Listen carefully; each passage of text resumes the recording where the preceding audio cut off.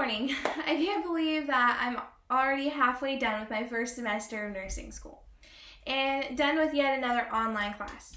I'll be discussing how the evaluation of speeches given by others, myself, and all the delivery and confidence that I gained by knowing my audience played a key role in passing and encouraging me to keep going forward in public speaking.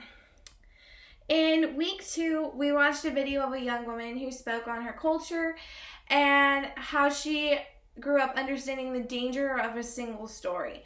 I realized that in her speech that we all have a story, and our story helped deliver a topic of choice better when there's a relatable story to go alongside it.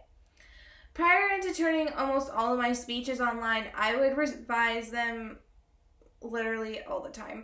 I have an ample amount of bloopers that my fiance loves watching, and when we get to the final speech, he's amazed on how much my confidence just perks up.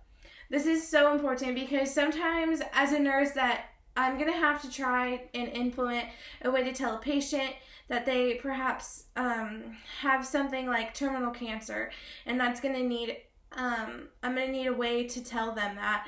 And I will have to be rehearsing and have the courage to get through that conversation. In week 5, we elaborated on how to focus on great delivery. I was so intrigued by the fact that delivery could even include visual aids. Going back to my previous example of telling a patient he or she has terminal cancer, I'm going to probably want to show radiology reports and show where like maybe a tumor or a mass is and give a full dynamic viewpoint of their diagnosis. Last but not least, I learned about knowing my audience. As a nurse, this is going to be so interesting because I'm going to have a vast majority of patients, and I'm going to know and get to know them day in and day out, as well as their families. So reading their face expressions when they're surprised, when they're sad, when they're shocked, angry, or happy, this is going to help me adjust to people and know their faces and understand if what I'm saying is coming off in a way that brings peace and hope.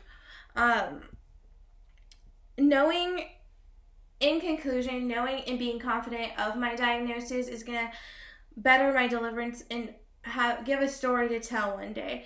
So with that, I believe that all of these things, they just all kind of mesh together and they help bring out the best of my speeches.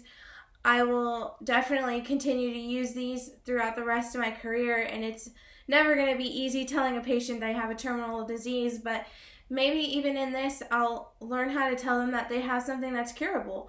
So that is it. Thank you, and thank you for an awesome semester.